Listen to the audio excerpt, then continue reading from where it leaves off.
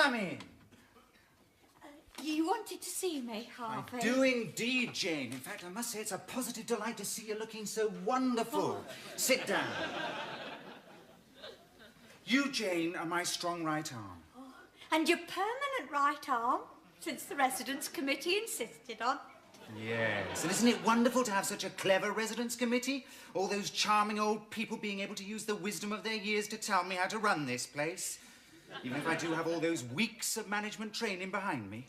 Well, I think it was very clever of you to set up the Residents' Committee. Oh, yes, wasn't it? And what wondrous motions they passed in the last month. No restrictions on the use of musical instruments, establishment of a permanently open bar, request for a 10-person jacuzzi. The place is turning into a geriatric Club Med. Oh, well, they all seem a lot happier. And is that the object of the exercise here, Jane? Is it? Isn't it? No, it isn't. It isn't. It isn't. Well, I mean, it is. Of course it is. We don't want the inmates to be miserable, but there are other forces at work here, Jane. Really?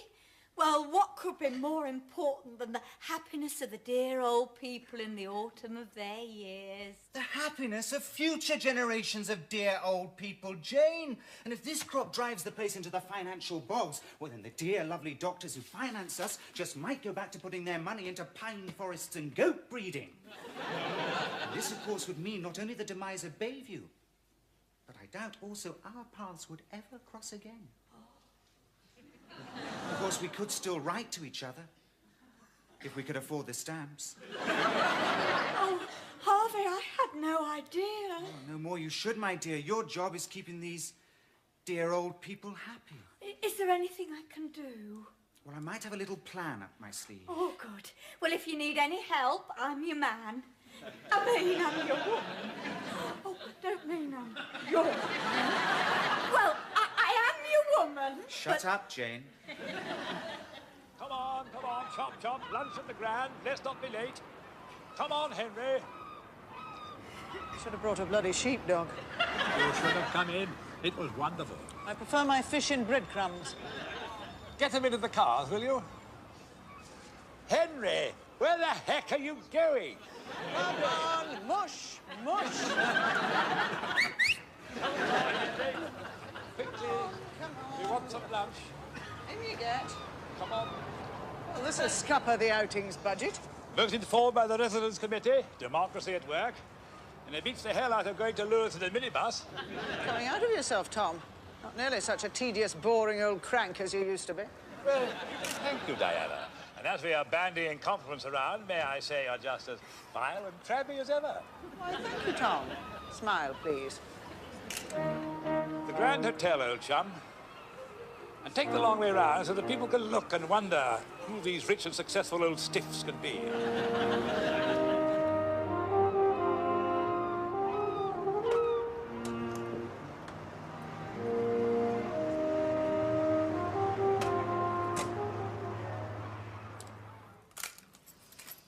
I think our beloved leader, Harvey P-Brain Baines, the athlete's foot from the Black Lagoon, the soot from the flue of life, he who should be scraped from one's shoe.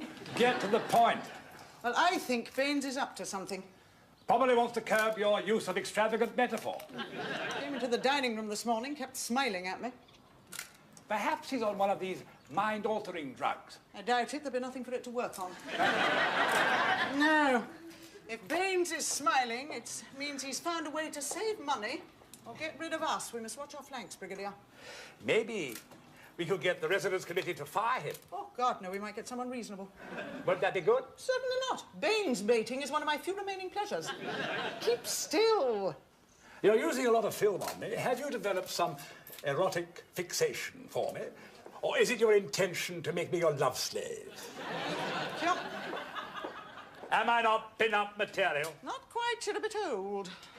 A bit old? Well, maybe so, but it'll come, it'll come. Now the population's getting older, we'll soon have magazines like Playboy, just for us. Play Granny. Pull out Pensioner of the Month. Diana Trent, 38, 38, 38. Whose hobbies are driving people up the wall and attending her friend's funerals. I'll have a word with Hugh Hefner about it this afternoon. Bunny girls. What do you call an old bunny girl? Rabbit stew? Thank you, Tom. Bad enough living in a society that reveres everything ancient but itself without you highlighting its grotesqueries. So, why are you taking photos of me? Well, I'm just keeping my hand in. I did used to be a photojournalist, you know. But why me? I mean, I'm hardly a war zone. How about a natural disaster? I'll ignore that. Well, I haven't got any film in my camera anyway. What? Why not? How very rude. I've been sitting here for hours, carefully sporting nothing but my best angle. They were taking photos the day they fired me from the post. And why did they do that? You hit someone? I'd reached retirement age. One day I was an ace reporter. The next day I was just an embarrassing old sack of bones to be left out with the rubbish. I couldn't wait to get out after 40 years of mind-bending tedium. I took Carmen Miranda to my retirement party, and we danced a cha-cha-cha on my gold watch. Then I met up with Edmund Hillary and Sherpa Tenzing and did a quick clamber up Everest. That's enough, Tom. Bad enough coping with your meanderings through old movies. Kindly don't start buggering about with recent history. Well, I couldn't wait to retire. Yes, well, that's the difference, isn't it? Some people want to retire, other people don't. I think the system could be geared to accommodate both. But couldn't you get some other freelance assignments? Nope, I became ill. Old polymyalgia set in. No, so All those infernal pills, creaking joints. you were ready to retire anyway. It was my loss of status as a person that caused the illness, you fool. Oh, sorry.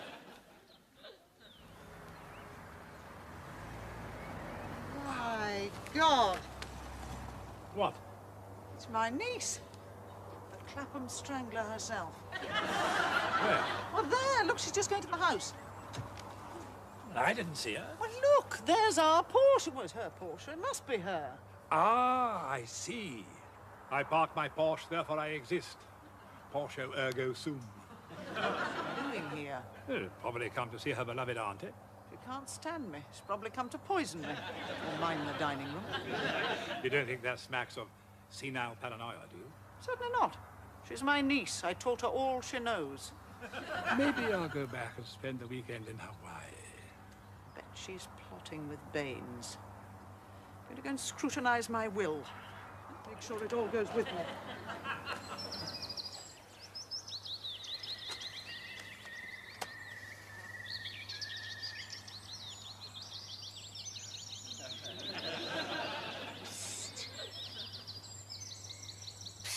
Tom!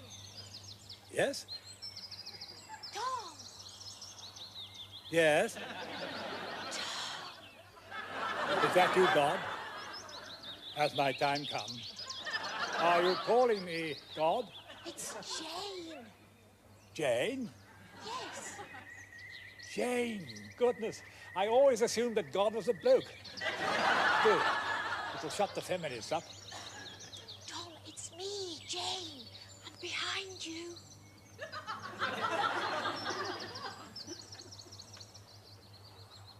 Hello, Jane. Did you know you have the same name as God? But why are you whispering? I don't want Diana to hear. Hear what? Me whispering.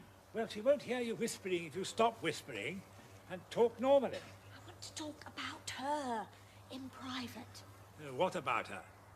Has she been behaving normally lately? By whose standards? Yours. Fine, quite normal. By other people's standards? Absolutely crackers. What's she been doing? Well, she asked me last week if I thought God was a squirrel.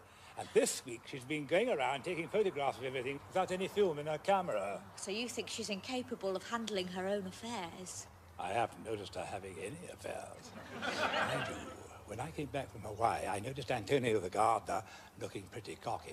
Maybe they've been having bouts of wild Latin passion in the potting shed.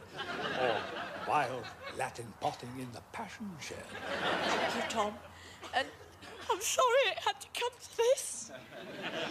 Strange woman. What on earth are they doing here?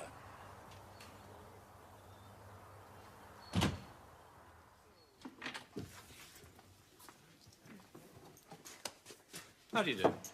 Sarah Snow, Diana Trent's niece. Geoffrey and Marion Ballard. I'm Tom's son.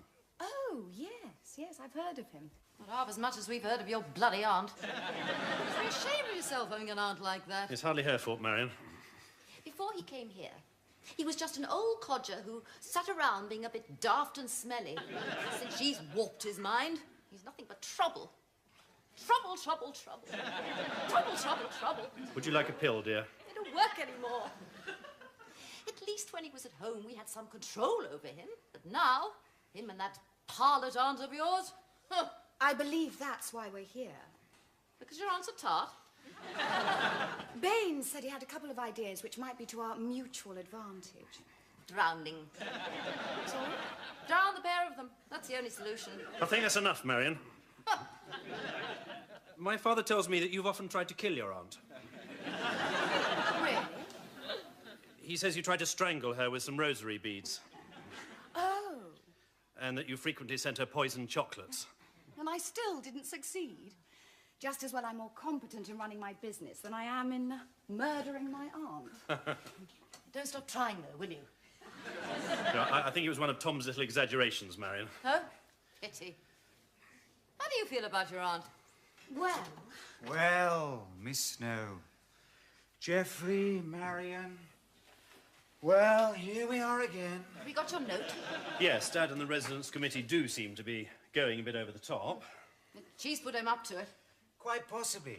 But the point is, if things continue, there will be a significant reduction in profits this year, which means, of course... Less dividends for the shareholders. That's us, Geoffrey. They're going to kill our investment. Well, not necessarily. How do you mean?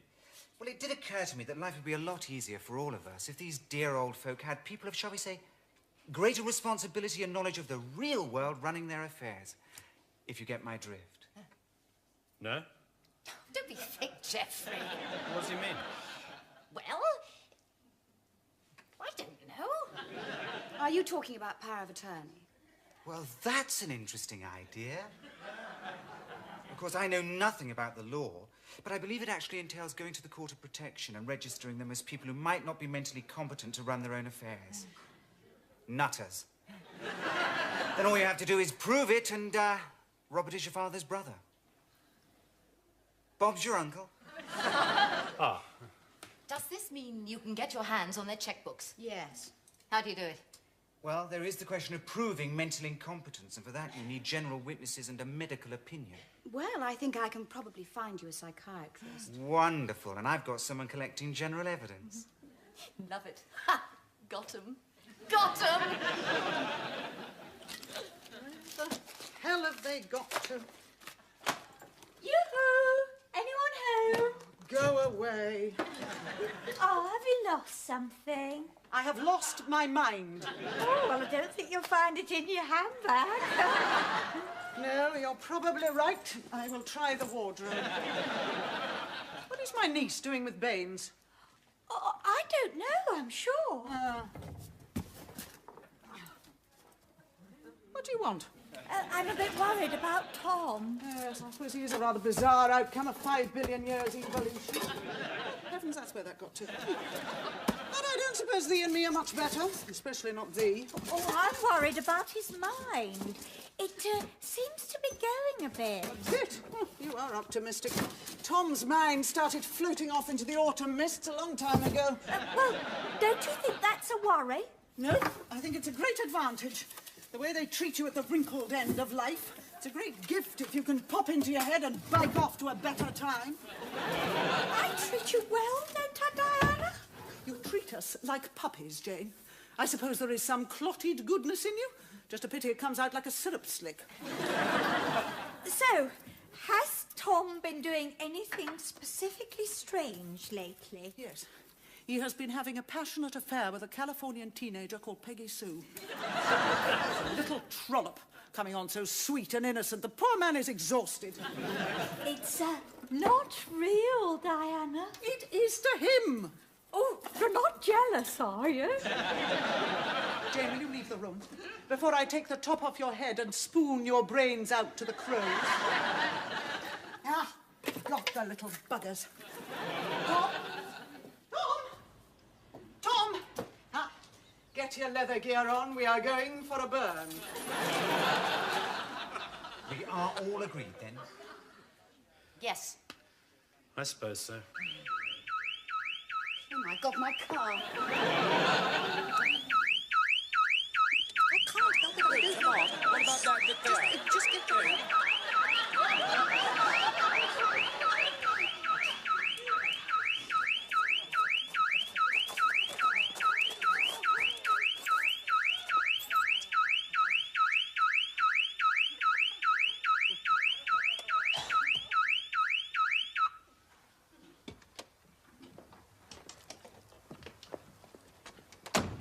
What have you done to it? Sorry, Auntie. I had a burglar alarm fitted. Bloody rude. Hello, how lovely to see you all. Diana and I were just popping over to the Monte Carlo rally. Another time. Geoffrey, what are you doing here? Oh, bad as that, eh?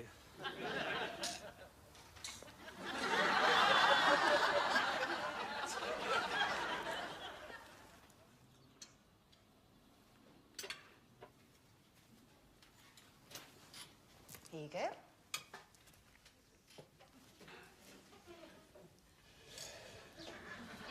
I'm not eating that. Why not? Well, I can smell the cyanide from here. Or is it broken glass? Both.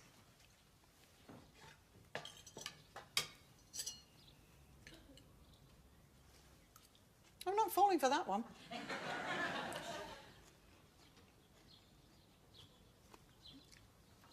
I see, you're waiting for the pudding. I'm not trying to kill you, Auntie. And don't call me auntie. Dreadful twee little word. Auntie, doily, toilet. Makes me feel like a founder member of the Tunbridge Wells Twinset and Pearls Society. Call me Diana. I'm not trying to kill you, Diana. Why not? Didn't you bring your rosary beads to throttle me with? It wasn't a rosary, it was a necklace. And I just happened to slip while I was putting it on you. What about the poisoned chocolates? They weren't poison. They tasted foul. You don't like anything sweet. Now, what are you doing here, then, if you didn't come to kill me? I come here every month. You swear at me, accuse me of trying to murder you. You steal my car, but still I come. Why? To see how you are. I'm fine, goodbye. I haven't finished my lunch. I'm not leaving you anything, you know. You haven't got anything to leave. Oh, yes, I have. Not by my standards. What? How do you think I dress so well? How do you think I drive a Porsche and have a huge apartment on the river? You're a high-class tart. I am not. As you well know, I have my own modelling agency, one of the best in Europe. I make a lot of money. I don't need the 2 bob you've got tucked away in your piggy bank. Don't you be so rude. Sorry. But I do get a little tired of trailing all the way down here and getting a right slagging for my troubles. Why'd you come? Because you're family. So? So nothing, it's how families behave. I never did. Yes, you did. When I was a brat, you were all over me like a rash. Presents after all your trips, lots of hugs, never forgot my birthday. Didn't I? No. You were lovely to me. Me? Yes. I don't remember that. Maybe it was some other aunt. I've only got one. I come here because I like you. Has that become a concept totally beyond your comprehension?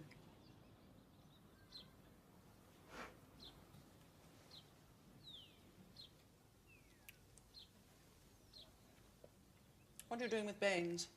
Nothing much. He's concerned for your health. Concerned that we're still alive. Your mental health. What?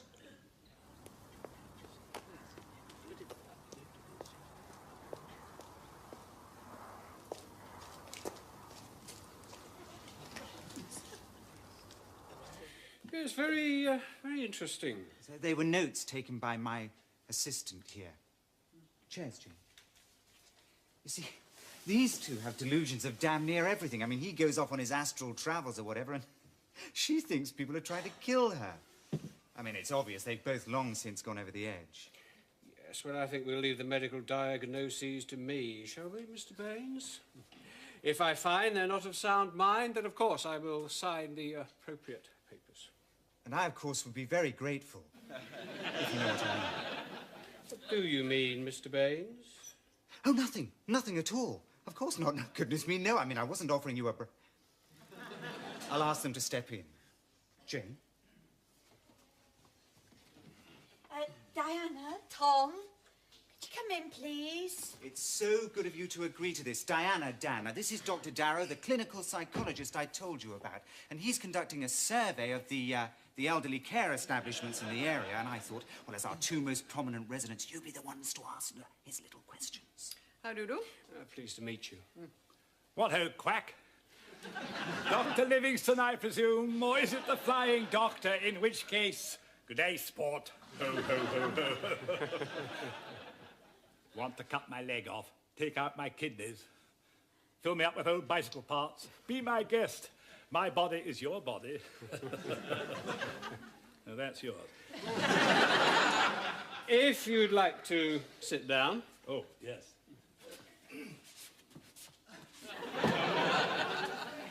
It's fine, fine. Now, Miss Trent, perhaps I could ask you a few questions first.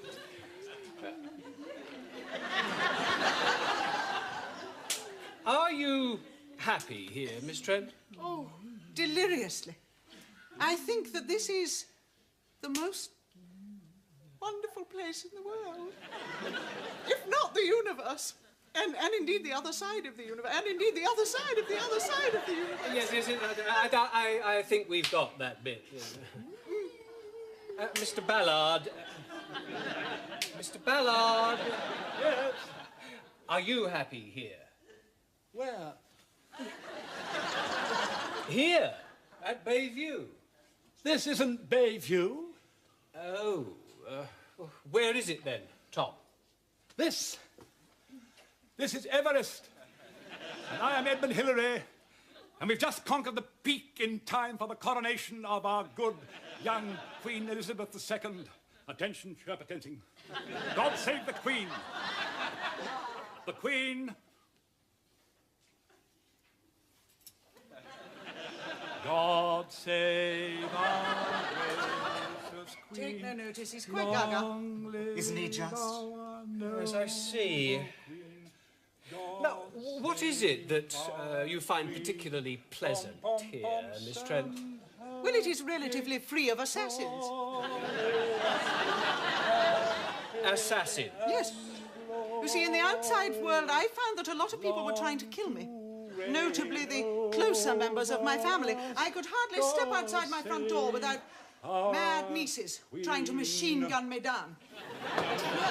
At Bayview, with its barbed wire and its watchtowers and its fierce dogs, I feel safe, secure, and know that this is still a land of hope and glory. Land of hope and glory. Fine. Land of hope and glory. Mother of the free. No, stop! Stop! Oh, I can't bear it! I'm sorry, Harvey, but I can't be a Judas. Oh, please stop behaving like this, or your families will get power of attorney over your affairs and your money and... Oh, it's all right, Jane. We know all about it. Take it easy. It's all right, really. Really? Yes, we are perfectly sane. Oh, that's all right, then. You just pop down to the base camp and give you a whiff of oxygen, and then you'll be fine. Well, I was right, wasn't I? They are quite barking bananas. They don't know what they're doing. I think they know exactly what they're doing. What? Anyone who can put on such a display of lunacy has to be totally in control of their faculties and therefore perfectly capable of handling their own affairs. Good day to you, Mr. Baines. Oh, bye, Tom. Really enjoyed the Everest fantasy. What fantasy? Shut up. And goodbye, Diana. Oh, and do give my regards to your charming niece. You know her niece? Sarah? Oh, yes. Oh, she's an old friend. Bye. Yes, well, I'm glad we got that sorted out, of course. I knew there was nothing wrong with you.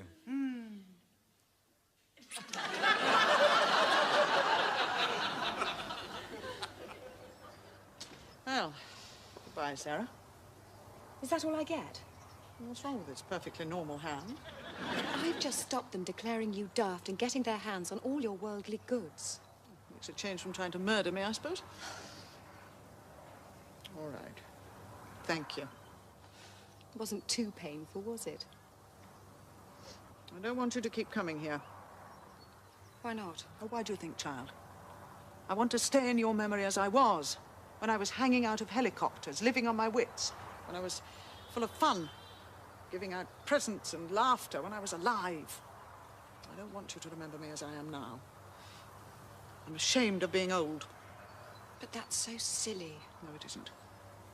You wait. You'll see. Well, goodbye, Sarah. Goodbye, Diana.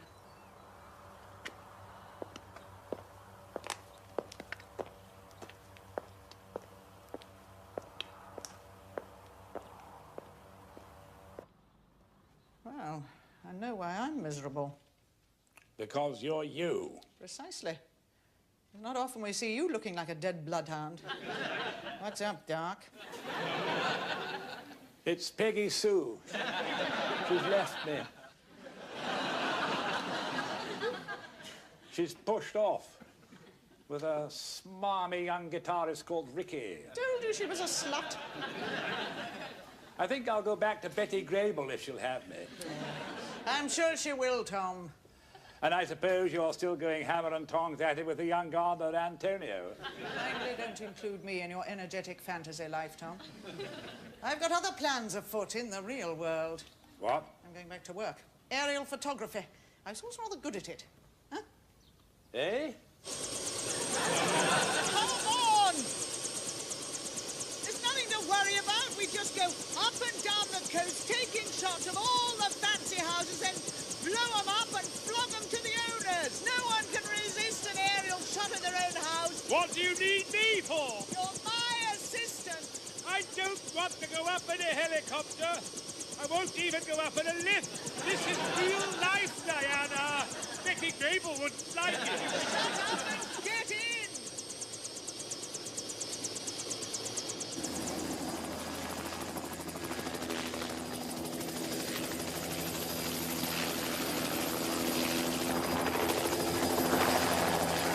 I don't want to be here. Shut up and open this. What is it? A parachute.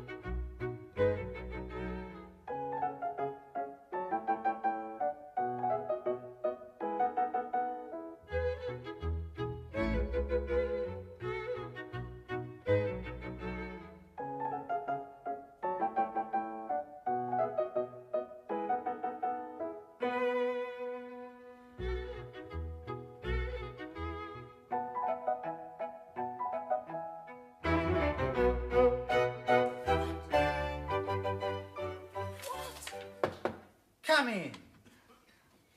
You wanted to see me, Harvey? I do indeed, Jane. In fact, I must say it's a positive delight to see you looking so wonderful. Sit down. You, Jane, are my strong right arm. And your permanent right arm, since the Residents' Committee insisted on Yes, and isn't it wonderful to have such a clever residence committee? All those charming old people being able to use the wisdom of their years to tell me how to run this place. Even if I do have all those weeks of management training behind me. Well, I think it was very clever of you to set up the residence committee. Oh, yes, wasn't it? And what wondrous motions they passed in the last month. No restrictions on the use of musical instruments, establishment of a permanently open bar, request for a 10-person jacuzzi. The place is turning into a geriatric Club Med. Oh, well, they all seem a lot happier. And is that the object of the exercise here, Jane? Is it? Isn't it? No, it isn't. It isn't. It isn't. Well, I mean, it is. Of course it is. We don't want the inmates to be miserable, but there are other forces at work here, Jane. Really? Well, what could be more important than the happiness of the dear old people in the autumn of their years? The happiness of future generations of dear old people, Jane. And if this crop drives the place into the financial bogs, well, then the dear, lovely doctors who finance us just might go back to putting their money into pine forests and goat breeding. And this, of course, would mean not only the demise of Bayview, but I doubt also our paths would ever cross again. Of course, we could still write to each other, if we could afford the stamps. Oh, Harvey, I had no idea. Oh, no more you should, my dear. Your job is keeping these dear old people happy. Is there anything I can do? Well, I might have a little plan up my sleeve. Oh, good. Well, if you need any help, I'm your man. I mean, I'm your woman. Oh, don't mean I'm your woman. Well, I am your woman. Shut up, Jane.